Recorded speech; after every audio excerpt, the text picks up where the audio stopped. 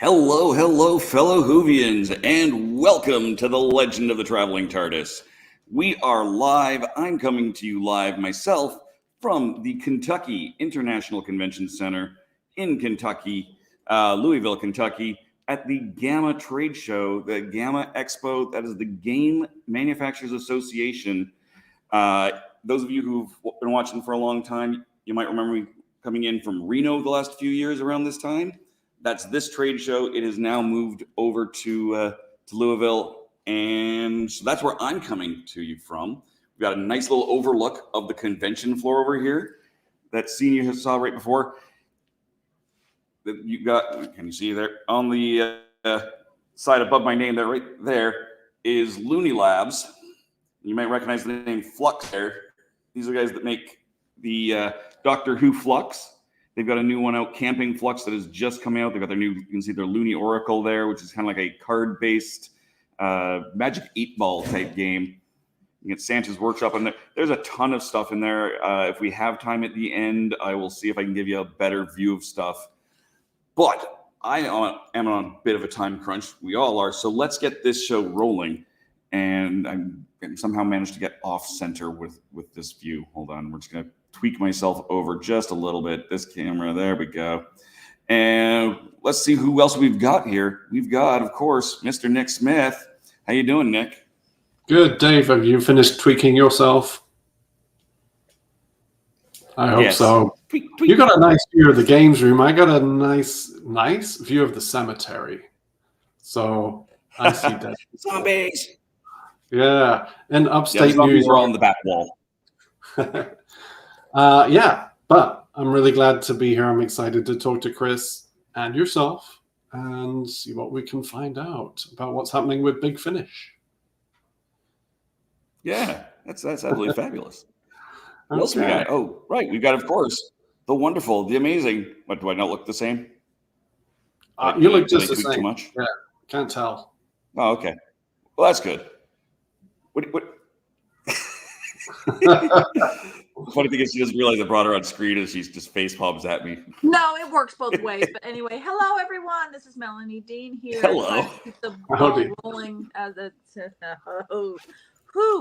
Anyway, welcome to the Legend of the Traveling TARDIS. I'm glad everyone's here. Noticing the count starting up to go, everyone tuning in.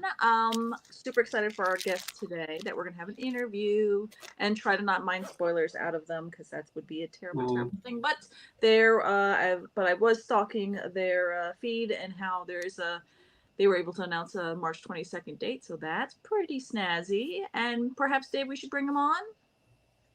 Sure. Well, I mean, we're just to be on the safe side here. Let's put this up anyway. Just start off the right way. Oh, not yet. Spoilers. Hello. Just in case. Hello, Mr. Chris Chapman. No relation that I'm aware of. That doesn't mean we're not, but you know, hey, we're used to. We've done more than one Chapman at a time.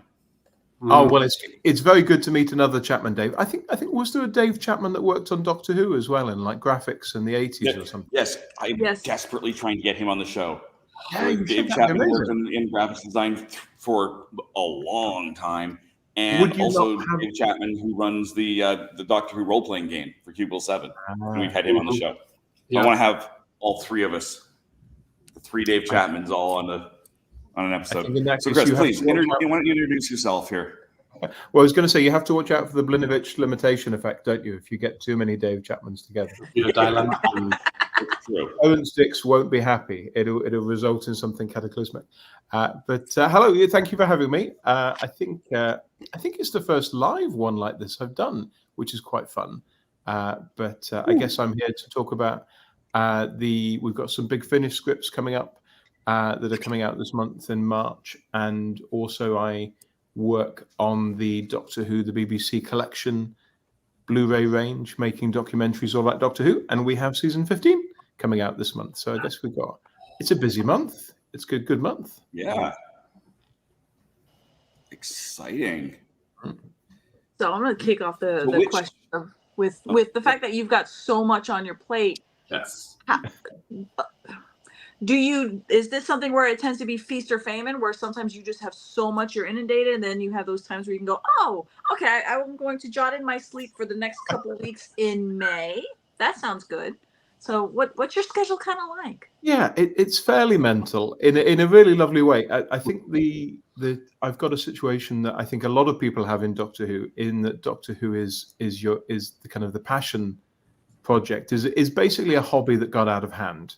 You know, it's the thing that started as the thing, you know, you grew up with as a child, you love the show, you get into fandom, you suddenly realize, oh, wait a minute, people actually make these things professionally, and I could do that. But I have a day job, you know, I'm a TV producer in the UK, and I make documentaries for telly, and we work with people like Stephen Fry and things like that on the BBC, and that's really the day job. And in theory, the Doctor Who is meant to kind of slot into the natural gaps or work as a background hobby. So if I'm working on a telly show in the week, I might be being a crazy person, getting up at 5 a.m. and writing a Big Finish script before I start work, or I'm shooting Doctor Who on the weekend. And then if I'm in between jobs, I bring in the Doctor Who and do like a month or two solid like non-stop Doctor Who, Right. and that's basically where I'm at the moment. That I've just at Christmas I finished a 7-month stint on a BBC show called Country File, where we kind of we're kind of running all over the country and filming with presenters, and I'm now in the middle of a Doctor Who bit where that could be Big Finish scripting, and today I'm trying to prep 3 documentaries that we're going to shoot in the next month, at the same time as we're editing 2 other documentaries, and so there's a lot of plate spinning. But I guess I certainly don't get bored, and it often means if you've got them co-inhabiting, it means, say, on these new shoots that we're doing now, I can think, oh, these 2 people live in the same county of the UK, and I need them for different documentaries, but I could film them on the same day because all the production blocks are kind of overlaid. So to answer your question, it's a fairly sketchy, crazy schedule. I wouldn't have it any other way. I wouldn't. Sleep is for tortoises, right? Absolutely, as a wise man once said. Yeah, it's. But I think it's always a dangerous thing when your hobby becomes your profession. But I think I feel very lucky, very fortunate that that's been the way. Well, Chris, I love the documentaries that you make. Yeah. Go ahead, Dave. I was gonna say that yeah, I think we all kind of get that because we all to a certain extent do the same. Yeah, we do. Yes. What else? There's Mark from the UK. There's one of our UK viewers we were talking about earlier, and he's occasionally one of our panels. Mark says, "Country File is a farmer tourist." So, is it a show for farmers to pick where they want to go on holiday? Is that what we do? We see those oats. Country File is a show that people take the mick out of in the UK, and also that Doctor Who fans know very well, because when the Chibnall era was on Sunday nights, you would tune in to watch the end of Country File by accident, almost, to tune in and watch Doctor Who. But actually, Country File has often got better ratings than Doctor Who in the last 5 years or so. So, somebody. Oh no. But my heart is obviously with Doctor Who. Right. Of course. So Chris, you mentioned Bristol when we were having the pre-ramble before we started the show. You mentioned Bristol, and I used to work for the Natural History Unit back in the late 90s. So I'd love you to just tell us what it's like there now. I mean, it's great to just have access to so much archive footage, anything you could possibly want, right? Animal related. Yeah, well, no, I mean, I've lived in Bristol for about 8-9 years now. I was in London before that, and no, I love Bristol. I don't know if anybody's been, but it is a town where my 5-year-old daughter wakes up every morning, and there's a kind of a fair chance when she opens up her curtains that there might be a hot air balloon kind of coming up behind in the city. It's balloon mad. It's got lots of good pubs, and as you say, has a very good kind of mini TV industry that's focused on historically on nature docs, on wildlife docs. So even something like Country File is done in the same offices as things like Planet Earth and so on. And I've worked for the Natural History Unit in different ways. I mean, the nice thing is these days it kind of matters less and less where you're based. And something like the BBC Archive, wherever we are, we've got equal access to that material. And there's a wonderful chap we have called Matthew Woodcock, strong name, Matthew Woodcock, and he basically is my go-to at the BBC Archive. So if I say to him, do you have anything featuring this Doctor Who companion actor? Then he'll be like, oh, here's 8 different shows that they did in HD. And oh, thank you very much. So we have a lot of very helpful people. I think there's always a Doctor Who fan somewhere in any institution that you want to find that person and make them your best friend, basically. But exactly. And have it just random stand in line at a convention. You've met another Doctor Who fan. No matter where, there's always somebody. So you've got Country File over here. 2 documentaries coming out. Is that right? Yeah. Yeah. So season 15. I don't know where kind of US release order is at the moment. Kind of what was the last set that you guys got? Have you got 20 yet? I You've got 20. believe so. I believe so. I have a tendency. In the U.S., it's very regional and state specific on what you're trying to find. Oh, so God. sometimes a lot of people kind of look for things on YouTube. That's kind of my thing first, and then from there you can kind of figure, oh, I can watch newer episodes here this month, unfortunately. But there's those of us if you start searching, you can find it. But it's not easy to find. Well, I can certainly say in the UK, Doctor Who: The Collection season 15, which I guess we subtitle in the US as Tom Baker season 4, is coming out in the UK on the 18th of March, which has been a great experience. Actually, I run a company called Moon Balloon Productions, which is kind of slightly David Niven inspired. If anybody's ever read The Moon's a Balloon, which is one of the great autobiographies. Probably lots of made up shit, but very entertaining made up shit. And basically, Never. we have 2 Moon Balloon films on this new set, which is a feature length 97-minute biography of the producer Graham Williams, who looked after the show from season 15 through to season 17. And we also have a making of documentary all about the horror of Fang Rock. So if you like lighthouses, we have a film with Toby Haydock and Louise Jameson revisiting the story, and we hear from lots of different people. So it's 2 really different films, but I hope people get a chance to watch them. They've been, certainly, particularly the Graham Williams doc, has been kind of 2 years in the making for me personally, and probably the biggest thing that we've attempted in terms of the scale of that, and a very emotional, very honest story with Graham kind of sum up his life. So I'll be fascinated to see how that goes down, what kind of reactions that gets. We've got a few images here that you sent to us. Also just trying to download some other images at the same time, but why don't you kind of walk us through what we're looking at here? What is this? Okay, so this is Graham Williams, and I mean, we don't know precisely. I mean, I think that looks like a kind of 17, 18-year-old man, doesn't it? I would say. Give or take, yeah. Certainly, from what we understand, that's Graham of the youth. This is very much Graham in a more romantic mode. This is, I think, a photo taken by Jackie Williams, Graham's widow. So that would be, when would that be? That would be kind of an early, I think that's an early 70s holiday that they took together. And I think that's a look of love, isn't it, in Graham's Oh, face. yeah. And this is similar. That I think a lot of what we do in the film is driven by Jackie, by Graham's wife, and the 3 kids, David, Rick, and Katie. And so a lot of the imagery in the film is very intimate, like this. I mean, that's, again, an expression, I'm sure, of him looking at Jackie.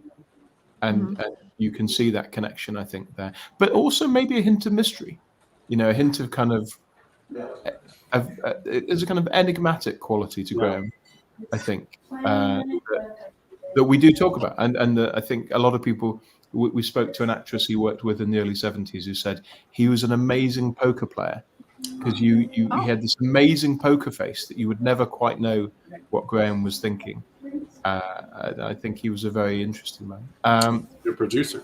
That's me. That's me in shorts. Those are my legs. That's me up a lighthouse called the Belle-Tout Lighthouse in Beachy Head on the south coast of England.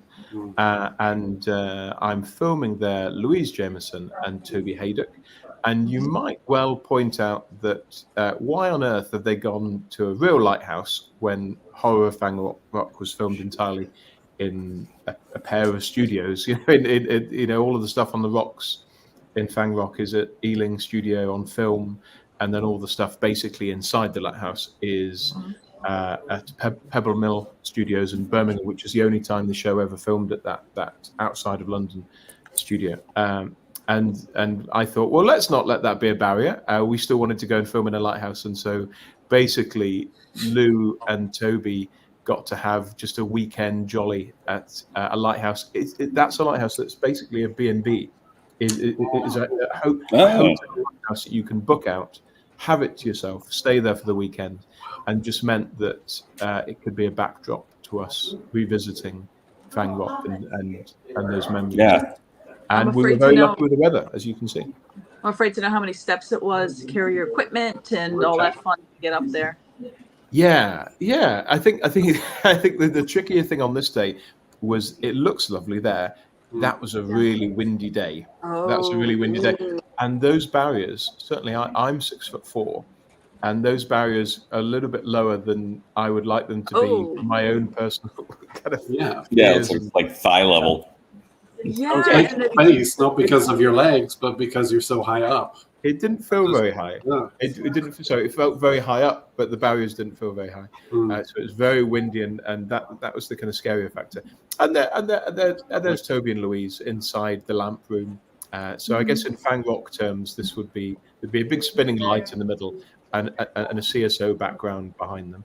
They're having a nice time and beautiful Lou. What you realise, I mean, we always knew this, but Lou has the most beautiful eyes. You can see them in that photo. How blue that lady's eyes are. When you see her in close up, you're like, that's actually some kind of magic that's being employed there, some kind of special effects wizardry. But we had a really nice weekend, and we'd originally planned to. Do you remember at the end of Fang Rock, there's a poem that the Doctor reads about like it's a quote from the Ballad of Flannan Isle, the poem about the Outer Hebridean Scottish island, where the relief party of lighthouse keepers arrive to take over from the current guys and find that the door of the lighthouse is ajar, and there's an overturned chair, and none of the lighthouse keepers are there anymore. They've all disappeared, and their coats are still on the peg. You're like, what on earth has happened here? And that was kind of I think, the inspiration for certainly kind of in Terence Dick's mind when he was writing it. And I think in Bob Holmes's mind when he was suggesting, why not do something in a lighthouse? And we came very close to taking Louise and Toby up to the real Flannan Isle, to go back to that same lighthouse that had been deserted.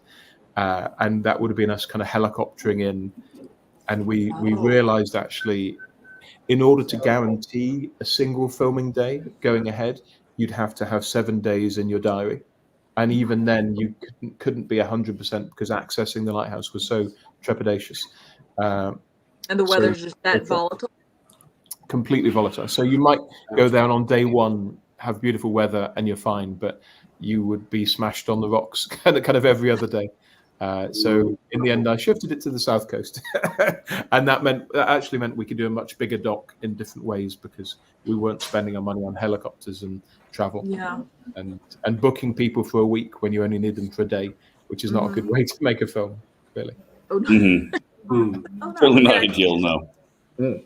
It's amazing how far the docks have come. Oh, and here's Graham Williams, and you can see there's a slightly out of focus Tom behind. I quite like this photo because although Graham probably wouldn't like it because it's straight up the nose.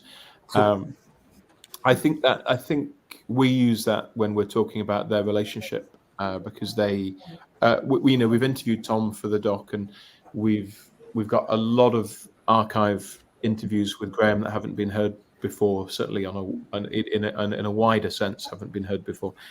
And they're both very honest about that relationship. Where I think there was an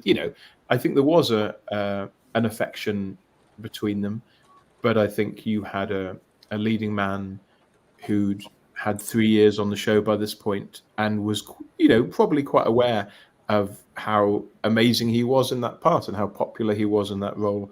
And you get this new producer coming in who's never produced a show before, and you're given a BBC big Saturday night, ambitious, tricky show with a lead who's going, this is my show.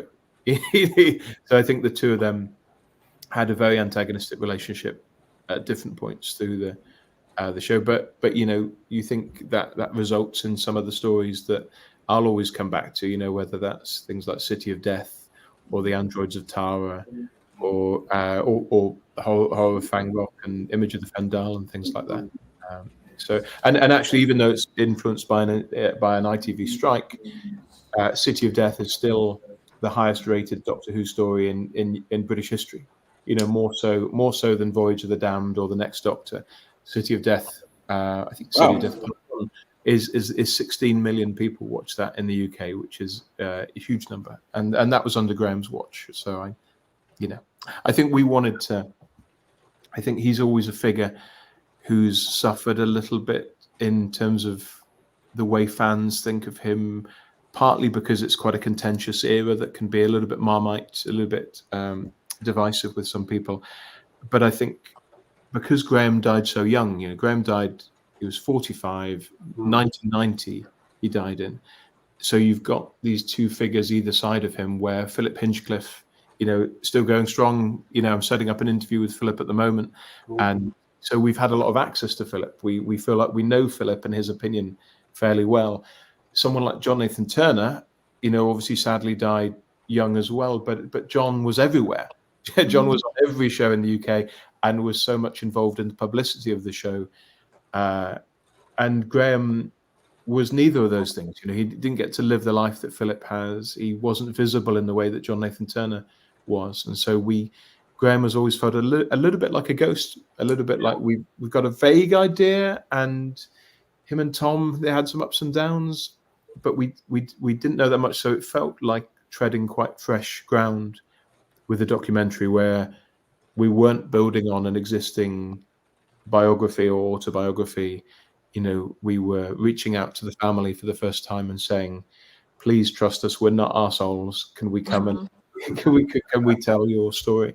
Yeah. So I hope it's quite illuminating of Graham.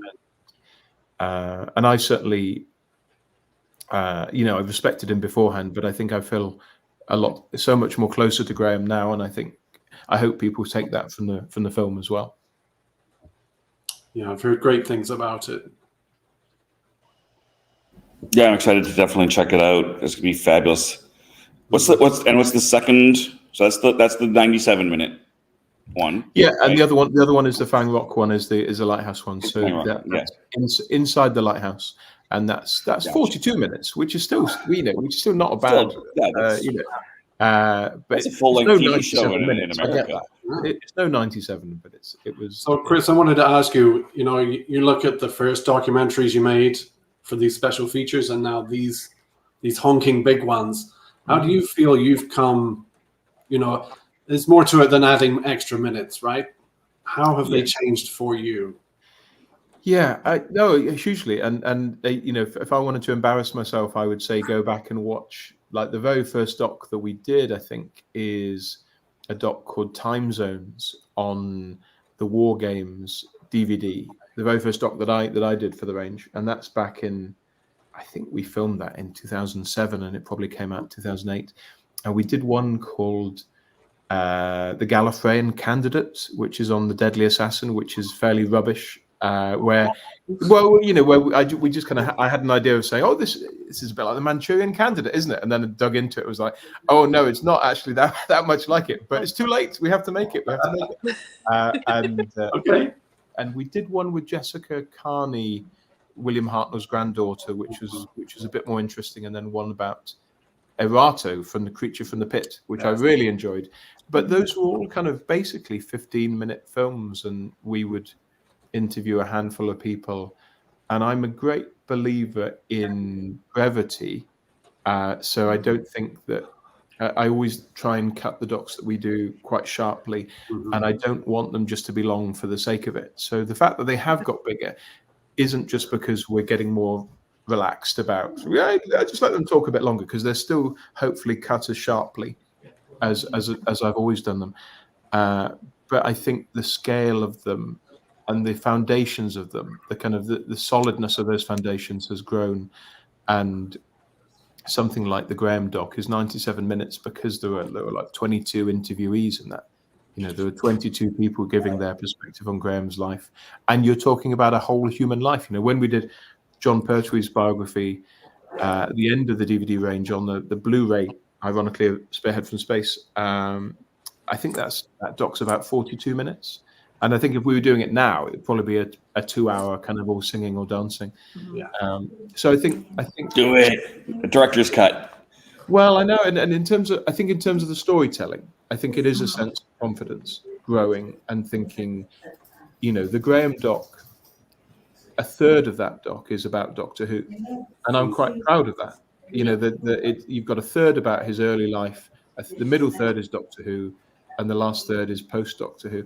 And I like to think, I hope that we know that the viewers of the collection seem to enjoy what we do, and I think they come to it with already a sense of interest that maybe Joe Blogs on the street might struggle to think, why are we telling this story? But somebody who knows Doctor Who would come in and think, oh, I know the Doctor Who stuff, but I don't know the other stuff. I'd love to know the stuff I don't know. And then that's gone hand in hand, I think, with an ambition technically. So as technology's improved and got cheaper, things like flying drones, we could never have afforded the 10 grand it might cost to bring in a helicopter. But so many people in the industry now are highly skilled with drones to do so on a very low budget. And I think shooting things multi-camera has made a big difference. So when we do things like the Doctor's Table series, we'll have 5 cameras all going at the same time. And I think Russell Minton, who runs the collection range, has been very good to give us freedom to play and be playful, but also to emphasize maybe interaction, to kind of prize interaction between cast members, directors, crew that we know we feel like we know them very well, but to actually see them with each other and to see the human element of and that might be Peter Davison and Janet Fielding kind of doing a back and forth. But I think the range has become more human as it's gone on and more vibrant, hopefully, as a result of what Russell's done. So I hope people can see the change. I think that you can still go back and watch some amazing docs from the DVD era that I still go back to, and I'll still go back to things like Origins, that looks at the very beginning of the show that Richard Molesworth and Steve Broster made, I think, or Ed Stradling's Matter of Time, or Check Slides and Videotape, and I think they all exist in the same space, but it's like, I guess, kind of old Who and new Who, that you think, in my head, it's all the same show. It's just different ways of telling the story, ultimately. That's a wonderful perspective. I love that. Sorry, Melanie, you were about to say something? Yeah, next kind of question-y. That kind of leads to another question.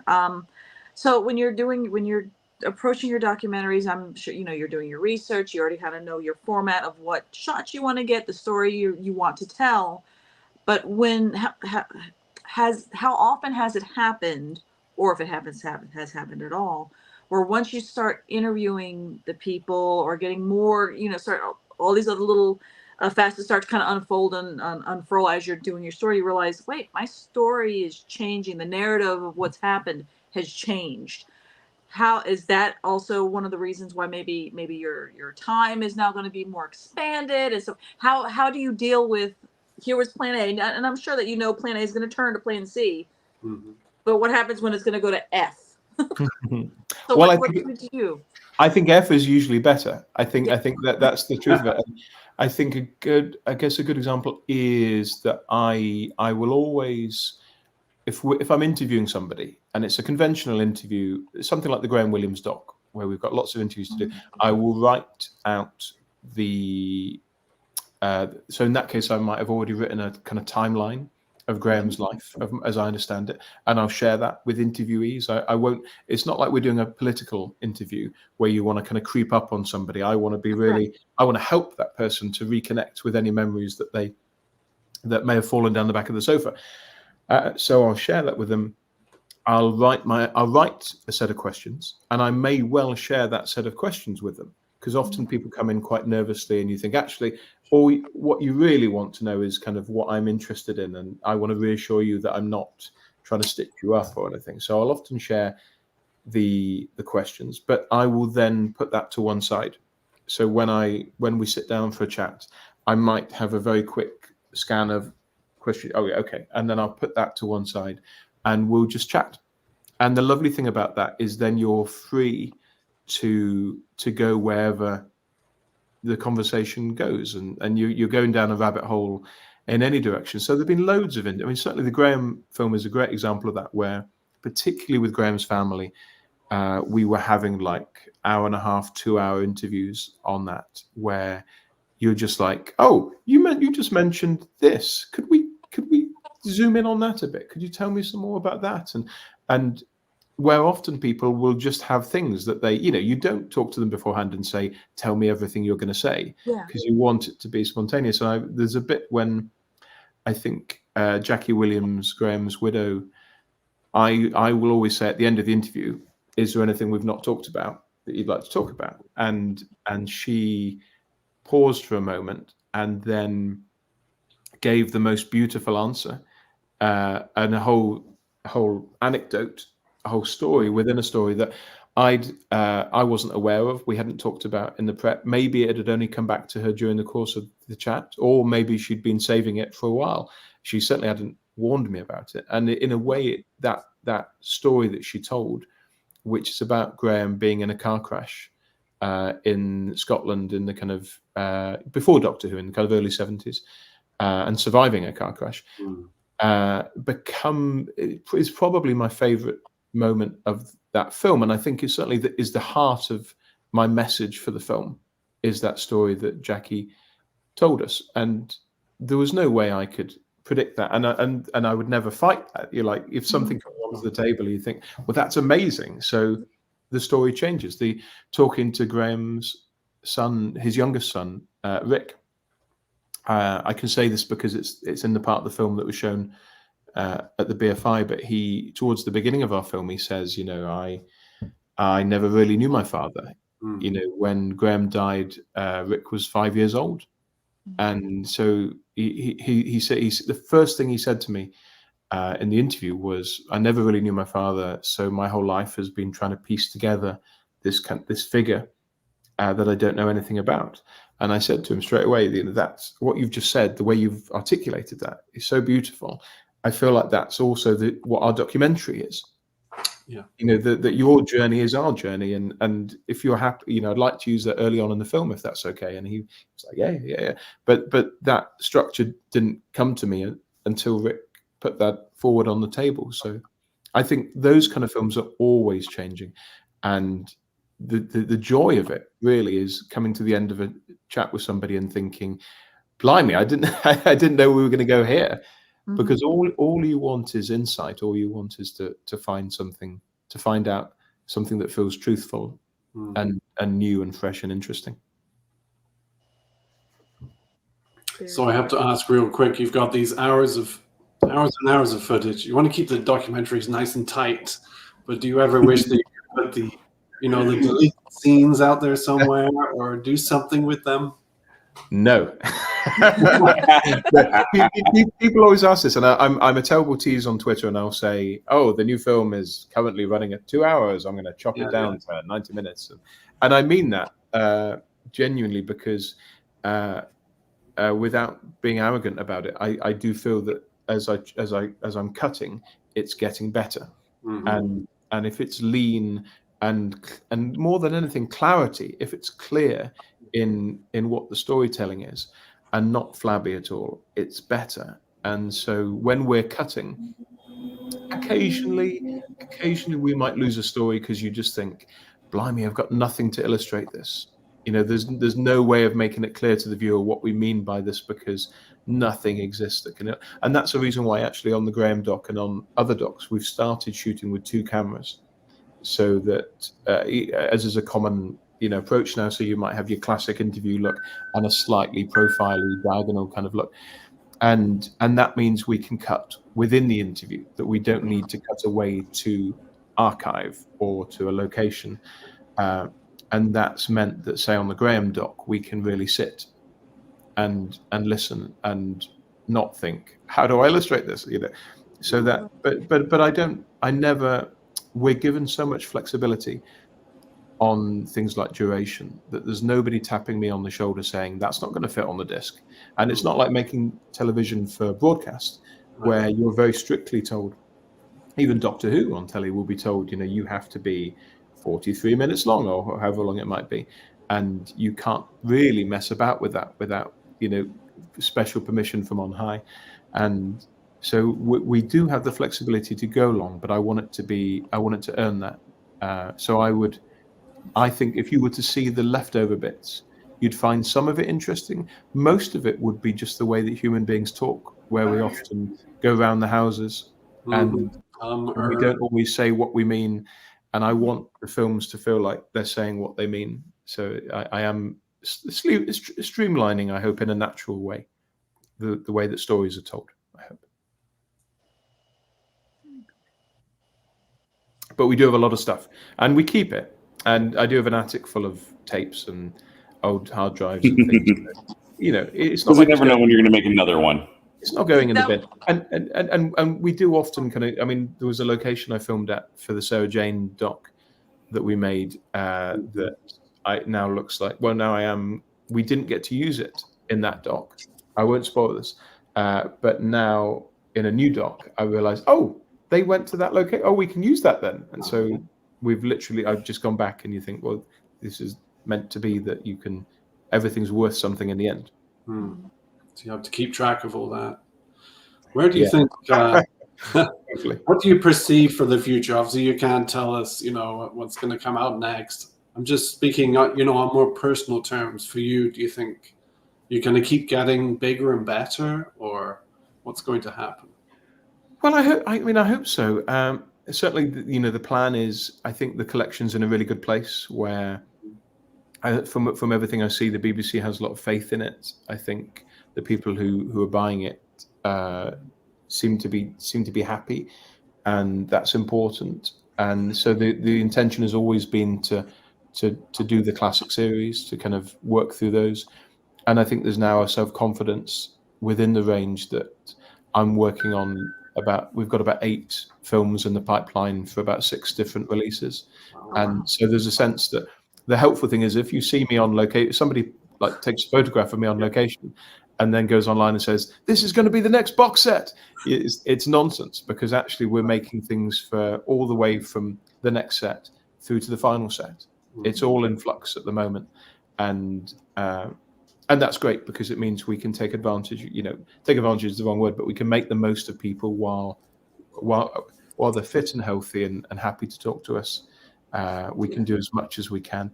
So I'll certainly see that through, and I like to think that as we go, we're learning and getting better.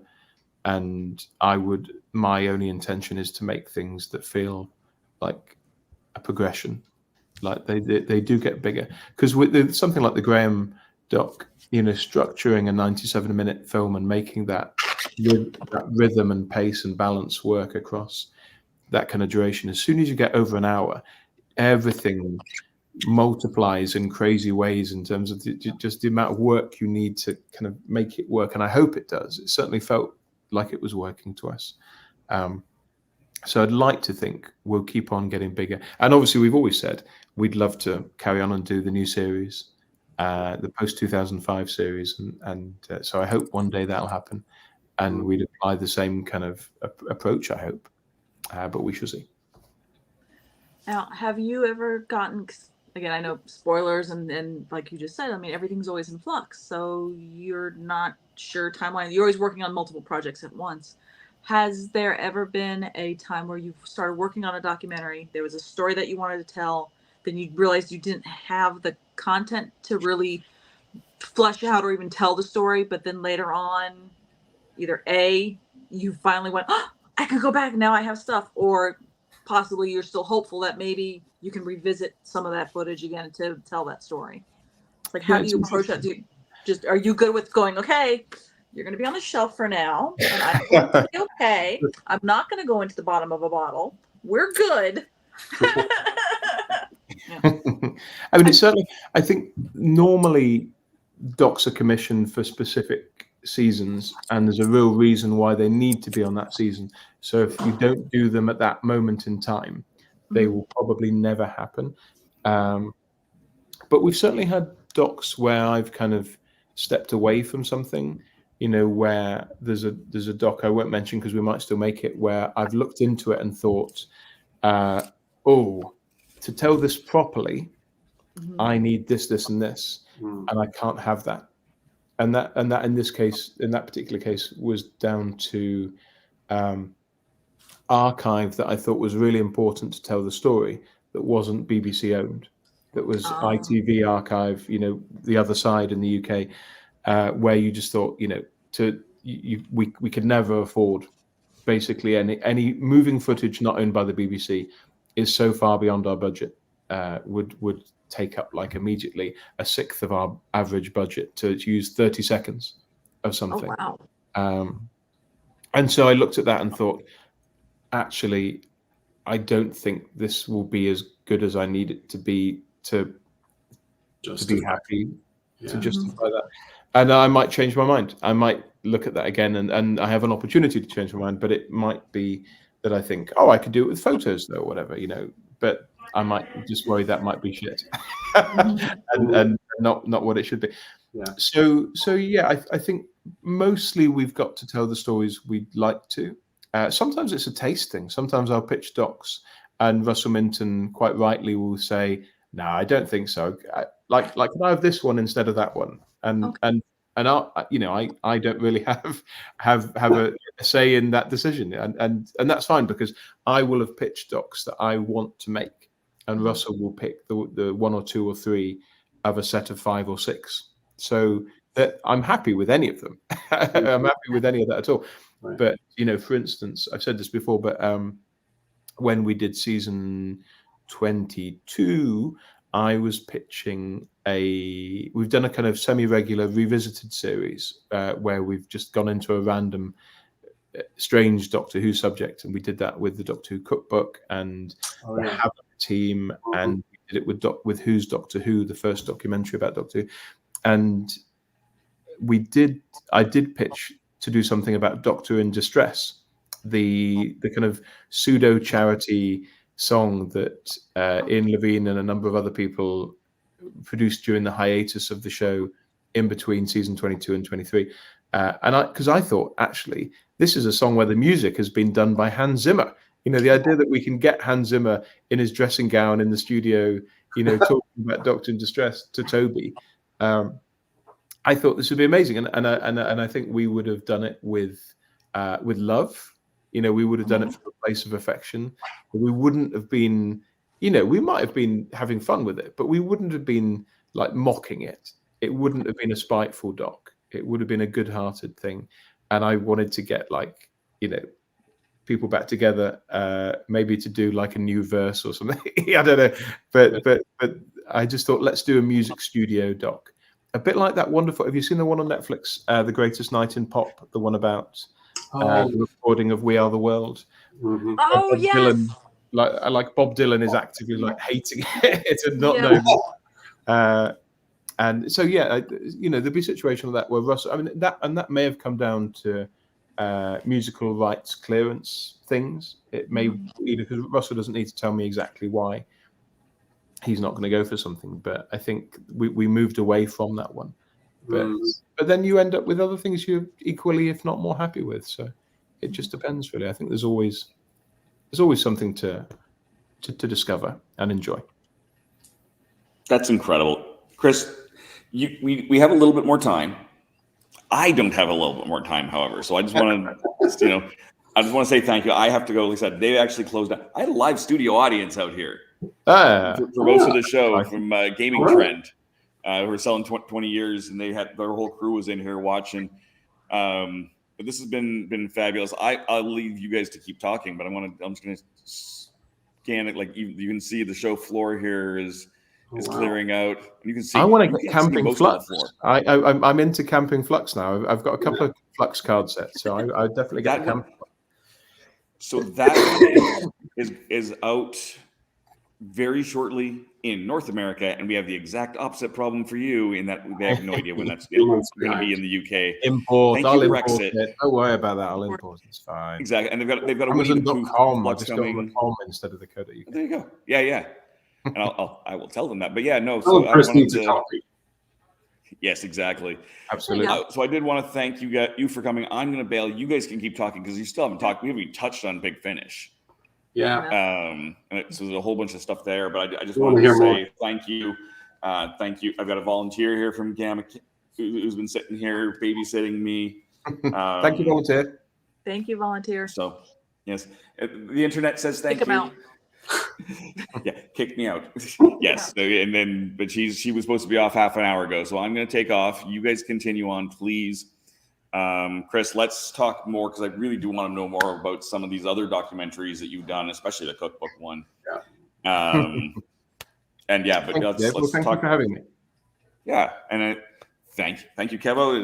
This is my Canadian Quidditch pride jersey. I'm heading off to nationals here shortly. Oh, this, by the way, because I had done zipped it. This is a prototype game that I picked up today. Yeah, Called Park Life, and it's a trick taking game, and it's inside the little plushie, and it's adorable. I can't wait to dig into this. Dylan Coyle, and it's coming out in Kickstarter soon. But I'm going to take a look at like everything that I've got because I got more games over there as well when I get back into Canada. So like, beginning of April, I'll show everybody kind of the cool stuff that I picked up on this trip. I've got some video stuff I'm going to be doing that I did with the people over at Earth Station 1 at Pensacon. I'm going to be doing some more filming here with a few people. So I've got all sorts of fun stuff coming. But I'm out of here. You guys continue on. Melanie, you got the rest of the stuff. Ooh. And I'll tune back in and listen to it a bit later. But thank you guys so much. Thank you again, Chris. Thanks, Dave. Nice to meet you. Bye, Night all. Bye, Dave. Go sleep. Try to sleep. No, I've got another meeting. I know. I've got a 7 o'clock meeting. You've got a meeting. Go. Go. Go. Oh, he doesn't want to leave us. He doesn't want to leave. I keep seeing questions popping up. Yes. Do we have anything that we have to answer? Is anybody waiting? We did. We had one from Mark. Yeah. I'm on it. So. Yes. Did you work with Pete Matty on any collection trailers? Yes. So Pete is very much the mastermind behind these trailers, and a bit like the docs, they've kind of got bigger and bigger and bigger. And I don't know if you've seen the recent one that he did with Louise Jameson. With Leela on Gallifrey and Daleks, which is just like you'd think it was part of the show, wouldn't you? You'd think it was part of the main series on a good day. So my involvement with those is very fleeting. I think it's great that they've helped to raise the profile. I think, and the excitement, because we don't have to do those. No. I can't think of many other if kind of physical media releases that you get like.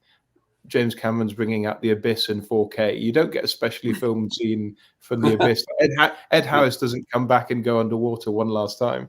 He wouldn't like that. He wouldn't like that. So my involvement's very, very fleeting. I shot the Janet Fielding one when she's on Concorde, which we just did at the end of the filming day when we were making the time flight making of. Right, yeah. I shot in a real hurry the one with Katie Manning and Stuart Bevan when they're back at the farm fighting maggots, which was shot as well.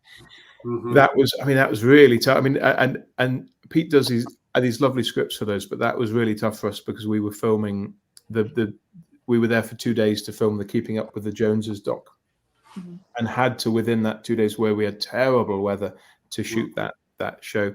And I think quite wisely the shape of it has changed since then, and that with those trailers they're more likely to get a crew in and have a day, half day or a day, which is just to film that trailer and isn't to film anything else. And that's resulted, I think, in the production values and the ambition of them continuing, and I think they've been amazing. I think that the whole team has really put a lot of love into those, and I think I think it does mean that on announcement day, when they put the trailer out and they announce the set, I know some people say, "Oh, can't you just tell us the whole release order?" But I think it's more. I think Russell's got the right idea. It's more exciting to kind of go ta-da and put it out there. I like that approach. And those trailers are great to share with non-Who fans. They don't need to be so into the show just to enjoy the good story and to see these characters having fun together. I hope that they make more. We'll see. Well, I'm sure they will in some form. I know that Pete said something at the BFI about. I think I don't know the ins and outs and I wouldn't want to speak for Pete, but I took it to mean that the scale of something like the Louise Gallifrey one is so big that that they probably just won't continue to get bigger and bigger. That there's more than one way to skin a cat, and I think that's what Pete was. I would guess that was the meaning of that. But I'm sure we'll continue to announce them with a fanfare. I'm sure. So we have another question. Kevo from X is for Show. Any top dream Doctor Who projects, either writing or documentary? I don't know. Well, we're certainly working on some at the moment that I've wanted to make for a long time. So that is good and not helpful for you as an answer. I've often said, it would be lovely if we got to do the new series, and I would love to do like big extended feature docs on each season. Kind of a big 3.5 hour doc on the Eccleston Billy Piper series, and and to kind of work through, because I don't think the kind of one doc per episode approach works when you've got 13 episodes and got Doctor Who Confidential has already done the kind of this is how we did that stuff. So I think it's more the themes and this Herculean effort of getting this incredibly complex show made is the thing that you'd want to celebrate and explore. So I'd love to do that. And there's certain figures in the show who are fascinating. I think I'd love to do like a big Patrick Troughton doc. I'd love to adapt Michael Troughton's amazing book about his father. Oh, yeah. Things like that. And who knows? But basically, if we're talking like career-wise, then the dream is to keep working and keep being happy. But I'd love to get into kind of big feature docs, big documentary cinema releases, things like amazing films like Senna, where or I don't know if you've ever seen Touching the Void, the amazing mountaineering film, where documentary, making mega docs that can just be huge and powerful. It's a great smaller one called Project Nim that's all about the chimpanzee who was taught sign language in the 70s, which I love. So that would the very optimistic naive dream is like winning an Oscar for best documentary feature. Is the kind of, if I could do that, like, now I can retire. It's fine, but I'll keep on trucking,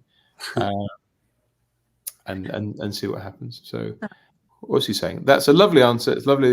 Yes, I'm very happy about it. Yeah, I'm very happy about it.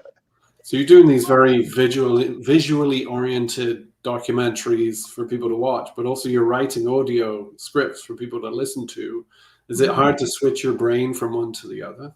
I think it's a really good tonic to switch your brain from one to the other. So particularly when it's worked really well is when I've done a documentary, often for telly this will be, where we're doing something more observational, where say we'll film for the BBC and we'll be in a secondary school, like in a high school for a term, and you're filming with real people, and you're filming very gently. You're helping people to forget that you're there, but also where you're filming directly with them, you're trying to help them to be the best version of themselves. To kind of to articulate how they might be feeling, and you're filming in a very sensitive, very responsible way, where you're hoping often, I hope they say this, or I hope this works out, or I hope these two people get along, or whatever. It's then amazing to sit down and write a script where you can be a fascist, where you can literally say, so-and-so says this, and then so-and-so says that. And the beneficial thing there is I can feed into the script all the real life things that I've just picked up on a big documentary shoot, all the stuff that's much more nuanced than my own imagination can come up with. And then equally, when you go back from a script to documentary, you're feeding in the kind of storytelling tricks that you might have just reminded yourself of, whether that's structure or pacing or subtext, and kind of what I think they're actually really good bedfellows. And I'm probably not the kind of person who can just do one type of job for the rest of my life. I need to mix it up a bit, and I find that whenever I might be frustrated that somebody's not emailed me back, or we haven't been able to agree something with an agent or whatever, if I just go and write a Doctor Who story about Planet Zog, it's quite a nice, the escapism that the show's always represented kind of kicks in and helps me out. Now, when you're writing for something like for an audio for like Big Finish, now now I can see what you mean by the complimentary of like you have a different set, like a different leash that you can run around with here, but you're not allowed to play over here, but now you get to play with this item. So now I'm thinking, okay, when it comes to time, how many, when you're sitting there thinking, I'm going to start a bit, are you trying to think page count? Are you trying to think how much time it would be in audio time wise for them to to perform it? How do you change your mindset like that? How? You said that, Well, something like Big Finish, they're always very specific about what your word count should be, so that, oh God, what is it? So like an episode of Big Finish is basically 5,000 words. So if you're doing like a 2-parter, you're doing 10,000. If you're doing a 4-parter, you're doing 20,000 words. And so you're doing it like that. In terms of my own personal time, I find I need a good run at it. I find that production, I can be editing something and then somebody emails me about a shoot. I can answer that email.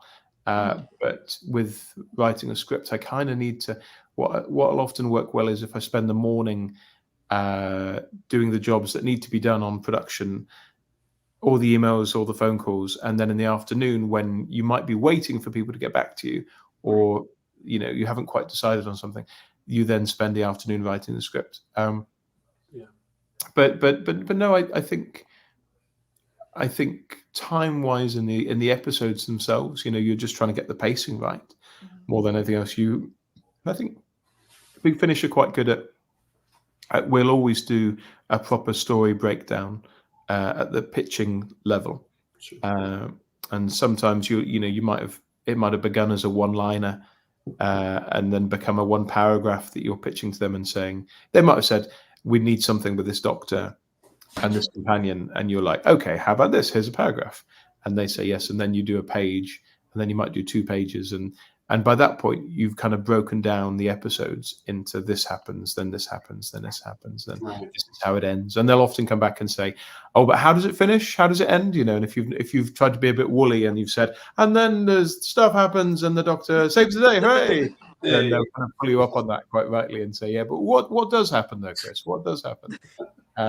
And so it means that normally when you're writing, you have a pretty good, you've been forced in a positive way into having a pretty good blueprint of, I need to get from here to here. And that doesn't mean you can't change your mind or discover new things, but it tends to mean that oh God, I'm halfway through episode 1 and they haven't left the TARDIS. That might be an error in that case. Because I find it interesting how you're saying that there's a typical word count, because from listening, we've listened to a lot of Big Finish here. We review a lot of Big Finish, and it's knowing that the actors, especially when it comes to the doctors, that like a Colin Baker, he's just spitting those words out fast. And I'm thinking time wise, or and then maybe like the 8th Doctor, he goes a little. They each have a different pace on delivery, so I'm almost thinking time wise. I'm like, I can see Colin Baker just spitting out like 2 pages in the time that maybe Paul might do maybe a page and a half. Yeah. Well, I think the comforting news for any writer is that's not our problem. As long as you write it to your word count, then you hand it over. Now then it's down to the producer and the director as to how the pacing of that goes in the recording. But this is why, if you look at durations for a Big Finish episode, it can vary. It will vary a lot more than a TV episode would, in the sense that they will, not in a lazy way or not in a kind of going mad kind of way, but there can be 3 or 4 minutes difference between the length of episode 1 and the length of episode 2 sometimes, because maybe some scenes ended up faster and maybe some scenes ended up slower. There's a flexibility to allow for both. And as a writer, it's really hard to predict that. You'd kind of go a little bit mad if you were saying, I'm actually going to ignore my word count because I think that these first 10 scenes are going to be delivered at speed. You just, you just don't know, and you don't want to predict how the director might want to pace the performances on the day. So I think mercifully, I just worry about the word count and try and make sure it fits to that. But also that it feels, you get a sense of the pace of what a Doctor Who episode should feel like, and how quick when it should go quick and when it should go slow. So it's hopefully balances out. So how does it feel writing Doctor Who stories? These official kind of Doctor Who adventures. How do you feel when you're writing them? Where you're like, hee hee. No, it's really weird. It's genuinely weird. The first one I did was a story called The Memory Bank, which is with Peter Davison, which is only a one-parter, which is about 5 or 6 years ago now. And I think we've done about 13 or 14 since then. And things like the Middle, Iron Bright, Scorched Earth, Plight of the Pimpernel, Warzone, and the Quinn Dilemma's the new one coming out. Other ones, but I think the way that TV writers have always talked about it, that when you're writing like TARDIS interior, there is a thrill to that. And I get a particular thrill when you get to work with a doctor, perhaps, or a doctor companion pairing that you haven't worked with before, because often that means you get to go back and watch that bit of the show again. And I'll go back and I might listen to some Big Finish, and I'll certainly go back to the TV stuff, and just try and get that voice in your head. And I'm hoping, if things work out, there's a couple of doctors that I've not written for before that I may get a chance to write for in the near future. Which for me as a fan is like, oh, that's amazing, so fingers crossed.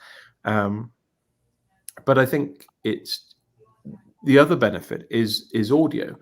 That some of these stories, like the Middle, ends with some people in giant robot suits stomping up a giant glass skyscraper. You think we'd never get away with this on telly. So we, having that flexibility. Hopefully, you don't go too. You don't want to get carried away in a kind of, what's the one called? It's the Paradise of Death, isn't it? The early one. Which ends with the Brigadier on like a sky dragon or something. Doesn't it? Actually, we do go a bit like that sometimes. And on the Quinn Dilemma, we have dragons above the holy island of Lindisfarne in the northeast of England, and so I think you have that amazing flexibility to do whatever you want with it. So I think it is very joyful, and some of the nicest experiences are then when you can be there for recording and see what the actors bring to it, and get feedback from people who have been your heroes. Being able to talk to Colin Baker about the thing you've just written for him is kind of completely surreal and weird. And then I listen to it when I go and walk the dog in the morning, and it's and it's lovely. It's a really lovely thing. I was going to ask if you have a choice of what you're writing, who you're writing for, how that kind of pitching works, or do they come to you like you've mentioned? Mostly, I'm trying to think. Mostly, it's a case of you have a relationship with a script editor or a producer, or maybe it's the beginning of that relationship where you've said I might have messaged them and said, I'd love to write for your range, for your doctor, and they've said, oh, maybe yes, and then they might come back to me and say, we've got a box set coming up, or we've got an opportunity. Do you have any ideas along, and sometimes it might be any ideas on anything, as long as it features this doctor and this companion. And other times producers have come to me. When we did Warzone, that was a case of Scott Hancock and Guy Adams coming to me and saying, we don't have time to write this, but we'd like it to be a story about a kind of Tough Mudder event, a kind of running event, but a Doctor Who version where it's trying to kill you. And you do, and I think they knew that I did kind of marathon running and stuff, so they said, you probably know a bit more about this than we do on this level. Can you pitch us that? And then I could flesh it out. On Plight of the Pimpernel, we had a nice situation that Colin Baker had said to John Ainsworth, the producer, I think, that he'd always wanted the Doctor to meet the Scarlet Pimpernel. And so I think when doctors say things like that, producers take it quite seriously. They're, oh, yes, well, we can. That sounds like a good idea, Colin. And so that was my brief on that. And then you go, well, okay, Scarlet Pimpernel is a fictional character. So how can the Doctor meet a fictional character without doing like the Mind Robber again or something? And so that made the story work in, it had a twist already kind of built into it, because you thought, how can I make this make sense? How can it be interesting that the Doctor gets to play with a fictional character? So it kind of depends, but I think it's always. I always feel like there's again flexibility to pitch the thing that you've had in your back pocket for a while, that you just think, I really want to tell that story, and hopefully a lot of the stories begin with you trying to explore some kind of emotional thing, something that maybe you're dealing with in your own life that you're thinking, I want to explore this. And there's a new one I'm hoping I'll get to write, which is just literally based on an experience my mum had with, I won't say anything more, but it's me going, that thing my mum did was interesting, wasn't it? Would that work as a Doctor Who story? and turning it into as a way of, there's a certain therapy, I think, sometimes to finding a science fiction way of exploring a real life thing that might be awful, but you don't want to write a melodrama about, say, somebody dying of cancer, but maybe there's a Doctor Who version of that doesn't feel quite so on the nose, that allows you to explore that.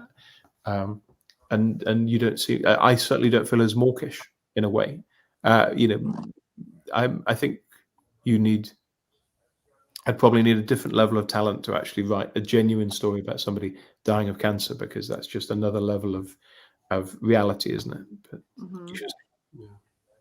especially if you want to explore that topic, but still have that level of escapism to it. So you're doing it very, very gently. So absolutely understand that. There is Mark has another question. Would you like to change documentaries to live action Big Finish audio drama similar to reel to reel? Not really, no. I think a long time ago I saw a kind of fork in the road, and I'd done some drama stuff early on and written and produced short film dramas and things like that. And actually the route through your career of making documentaries and making drama, unless you're somebody like Peter Jackson, who can break through as a drama director and then go, I'm going to make a documentary about the Beatles or World War I or whatever. And the man came from horror, so hey. Well, I'm a big Brain Dead fan here, or Dead Alive, you call it. Dead Alive.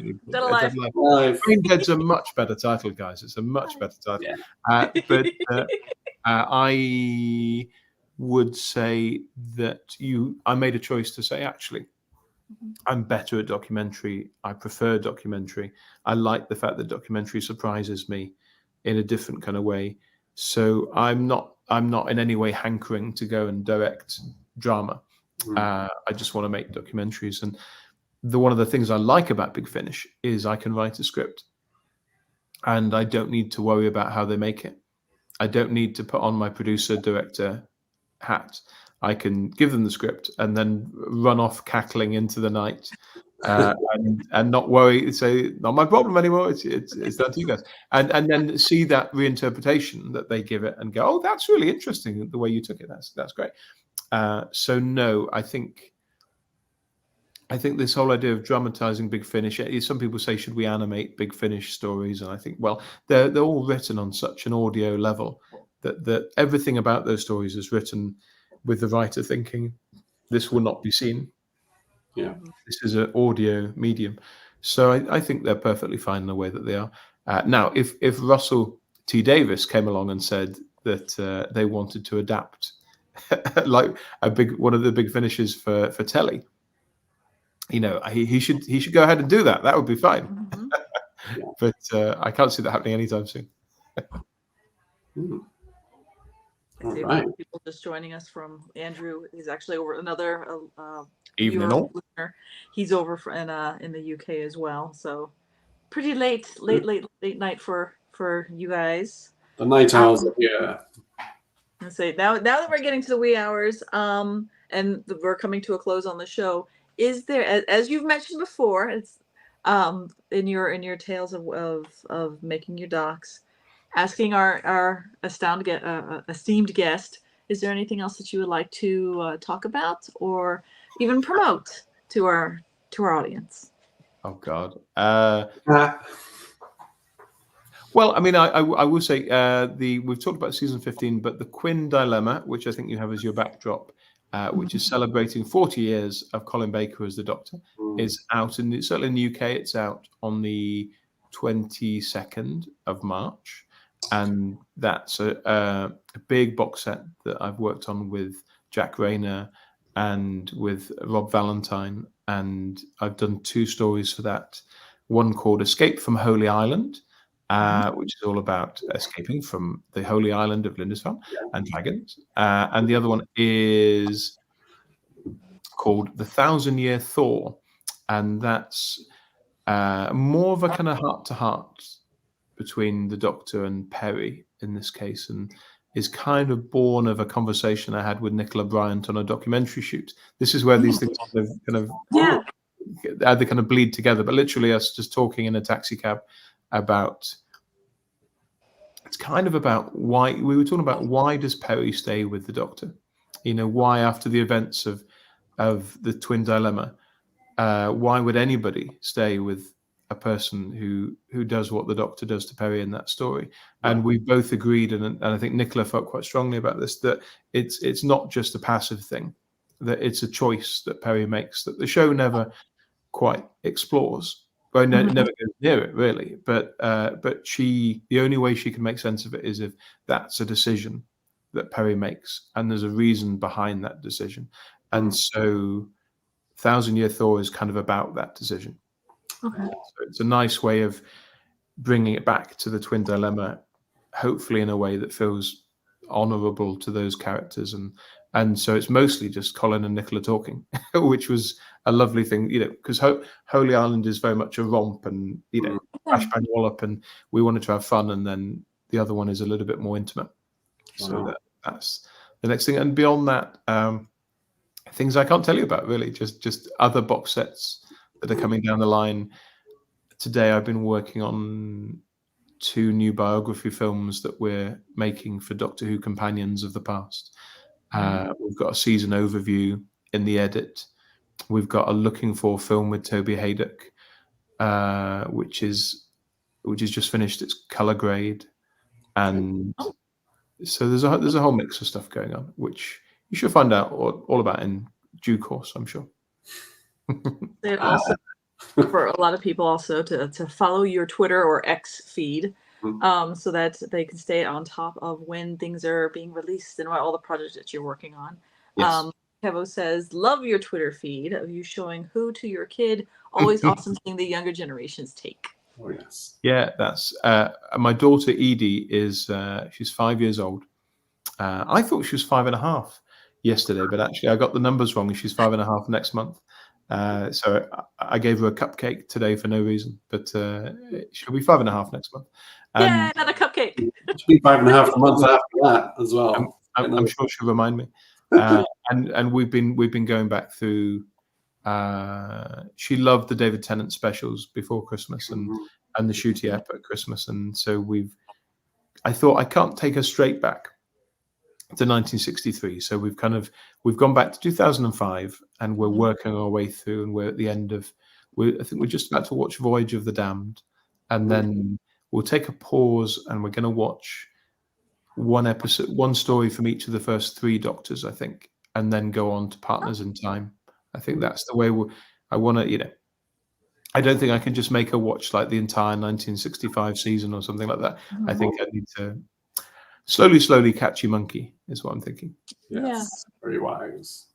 Especially since you can really get there's some phenomenal arcs in this from Classic Who. that are just that are great for that you can do a nice start, middle, end for a specific doctor, and then move on to another one, and Yeah. all that fun for, as you said, Yeah. a 5 and almost 5.5-year-old. Almost 5.5. Crucially, almost 5.5. No, and that was the way I experienced Classic Who. It was very much dipping into whichever VHS was available in the shop, rather than thinking I have to watch the season in order. So I don't mind the kind of chocolate box approach to it. I don't.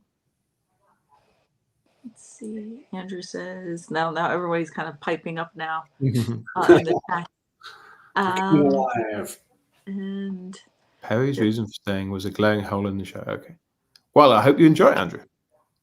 But yeah, but it's often the way, isn't it? That I think it's like when Adric dies and they just go, "Hey, fancy a go on Concord," and they they kind of move on.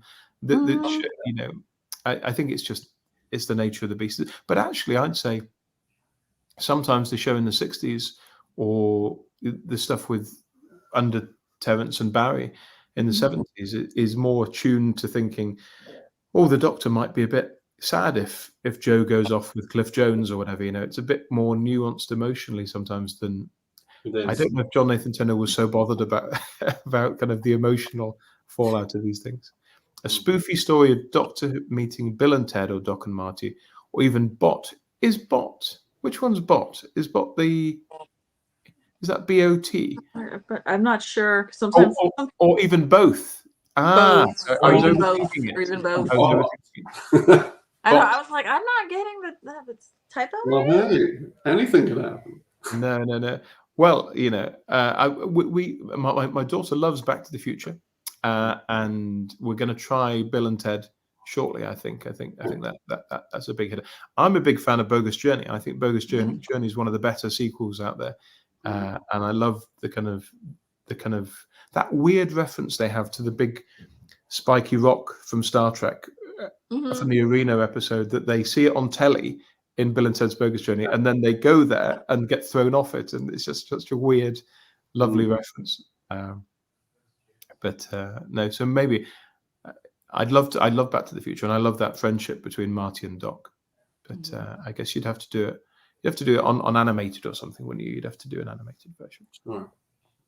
Yeah, Kevo brings up that we had William Sadler on the show at Wild Point. Amazing. And we were talking about Bogus Journey and where he got the accent for death and all that fun Amazing. stuff. Absolutely. You may be, I'm trying to think of the word. You may be a kid or a little street sweeper, but sooner or later you dance with a reaper.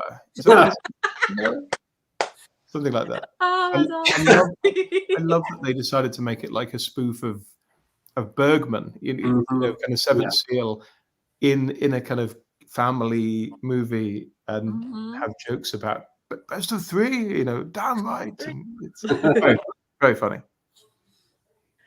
So I think so. Where can people find you on Twitter or any other social media? What's my Twitter? On Twitter, I am at. We're not saying. Let's not say X. We won't say X. On Twitter, I am at Chris Chapman 81, and that's probably. I don't do a lot of Instagramming. I probably should, but I just found that I end up just copy and pasting what I've put on Twitter. So I'm probably Twitter is the best place to track me down.